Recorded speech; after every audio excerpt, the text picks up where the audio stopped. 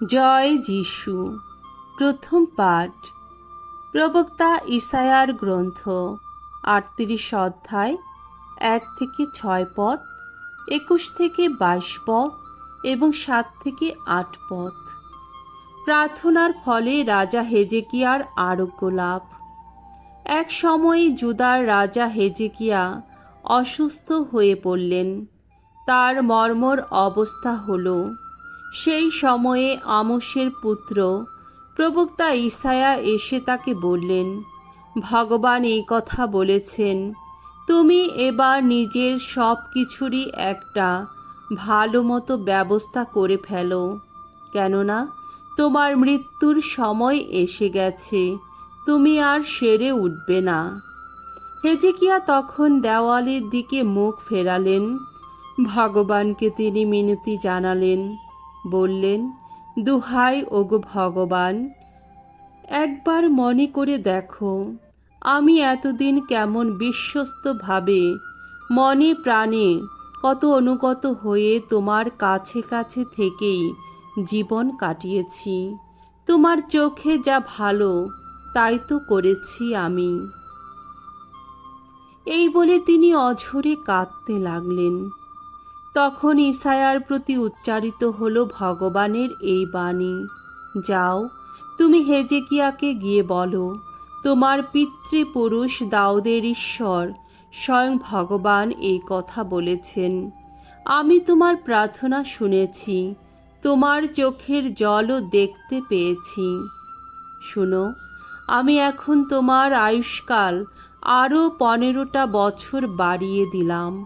শুধু তাই নয়, আমি আসিরিয়ার রাজার কবল থেকে তোমাকে আর এই শহরটিকে উদ্ধার করব। এই শহরটিকে আগলে রাখব আমি। রাজাকে এই কথা বলার পর ইসায়া বললেন, এখন আঞ্জিরের একটা পোলটিস এনে রাজার ওই নালি ঘায়ের মুখে লাগিয়ে দেওয়া হোক, তাহলেই উনি আবার সুস্থ হয়ে উঠবেন। হেজেকিয়া জিজ্ঞেস করলেন, কিন্তু কোন নির্দেশ দেখে আমি বুঝব যে সত্যি আমি ভগবানের মন্দিরে আবার যেতে পারব? উত্তরে ইসায়া বললেন, ভগবান যা করবেন বলে প্রতিশ্রুতি দিয়েছেন, তিনি যে সত্যি তা করবেন। এই দেখুন, ভগবান এবার তার নিদর্শন আপনার সামনে তুলে ধরছেন।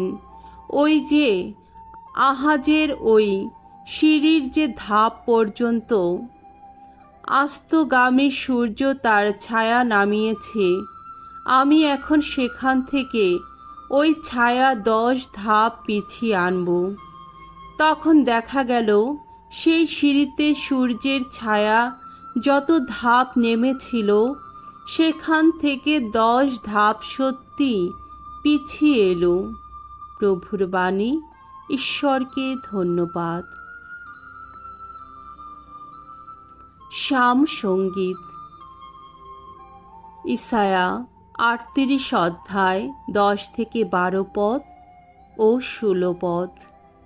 রাজা হেজেকিয়ার গীতিকা। ধো, ওগো প্রভু, ধ্বংসের মুখ থেকে ফিরিয়ে এনেছ তুমি আমার জীবন। সেদিন আমি তো বলেছিলাম, আমার জীবনের এই মধ্যবেলায় আমাকে চলে যেতেই হবে। বাকি দিনগুলো আমাকে অধোলোকের প্রবেশদ্বারের ওপাশে বিসর্জিত হয়ে থাকতে হবে। সেদিন আমি তো বলেছিলাম, আর আমি দেখতে পাবো না ভগবানকে এই জীবিতদের দেশে। কোনো মানুষকেও আর দেখতে পাবো না। জগদাসী এই মানুষদের মধ্যে থাকবই না আমি। আমার এই আবাসটা যেন রাখালের তাঁবুর মতো উঠিয়ে নেওয়া হচ্ছে, আমার কাছ থেকে সরিয়ে নিয়ে যাওয়া হচ্ছে। তাঁতির মতোই আমি যেন গুটিয়ে নিয়েছি আমার জীবনের সুতো, আর এখন সেই তার থেকে আমাকে যেন ছিঁড়েই নেওয়া হচ্ছে।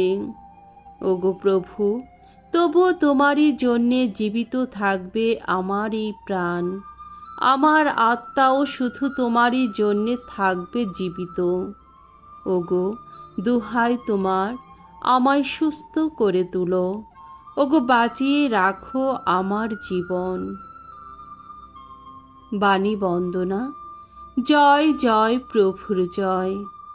আমার মেষগুলি আমার কথা শুনে, তাদের আমি জানি, আর তারা আমার সঙ্গে সঙ্গে চলে। জয় জয় প্রভুর জয়। মঙ্গল সমাচার।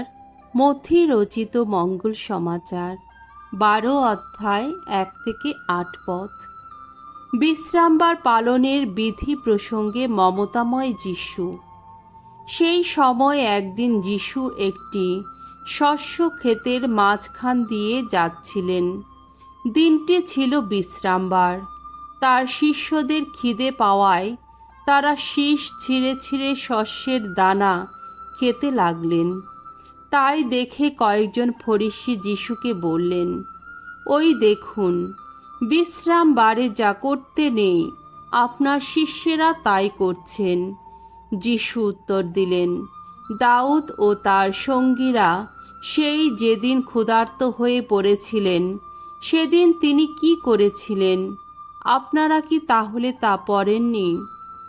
তিনি সেদিন ঈশ্বরের গৃহ শিবিরে প্রবেশ করেছিলেন এবং যে নৈবেদ্যের রুটি তার নিজের কিংবা তার সঙ্গীদের খেতে নেই, আসলে শুধু যাজক ছাড়া অন্য কারো খেতেই নেই, তারা তাই খেয়েছিলেন।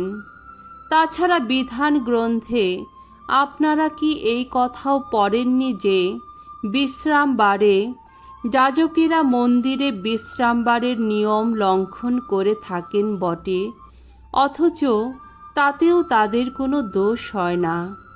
কিন্তু আমি আপনাদের বলছি, এখানে মন্দিরের চেয়ে মহত্তর কিছু রয়েছে।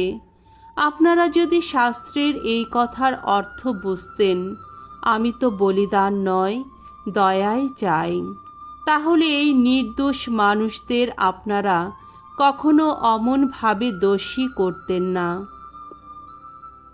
আসলে মানবপুত্র তো বিশ্রামবারের প্রভু। প্রভুর মঙ্গলময় বাণী। খ্রিস্ট প্রভু তোমার প্রশংসা হোক।